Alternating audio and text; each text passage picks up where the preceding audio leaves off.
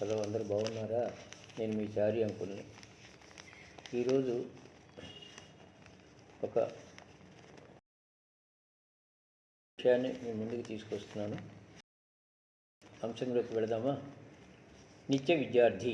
అది దేవగిరి రాజ్యానికి మహేంద్రవర్మ మహారాజు అతనికి రచనలన్నా కొత్త విషయాలు నేర్చుకోవడం అన్నా ఆసక్తి ఎక్కువ.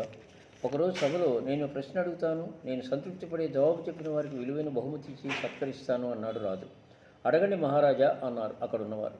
మనిషి జీవితాన్ని నిజంగా ఉన్నత స్థితి చేర్చేది ఏమిటి? సంపద, ధైర్యమా, లేకపోతే అధికారమా అని అడిగాడు.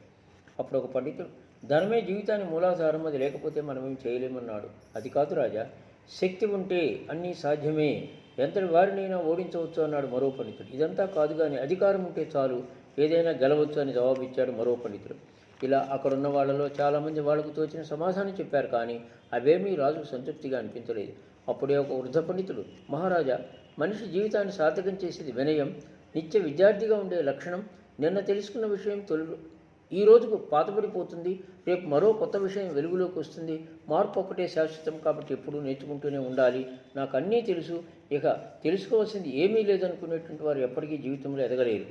నిత్యం కొత్త విషయాలు నేర్చుకునే వాళ్లే ఉన్నత స్థానాలకు చేరుకుంటారని వివరించాడు. ఆ మాటలు విన్న మహారాజు, చాలా బాగా చెప్పారు, మనిషి నిత్య విద్యార్థిగా ఉన్నప్పుడే అన్నింటినీ జయించగలుగుతాడన్నాడు. చెప్పినట్లుగానే ఆ పండితుని విలువైనటువంటి బహుమతితో సత్కరించాడు. మరి మీ అందరికీ ఇది నచ్చిందా? తర్వాత మనం మరొక అంశంలోకి వెళదాము. ఉంటాను.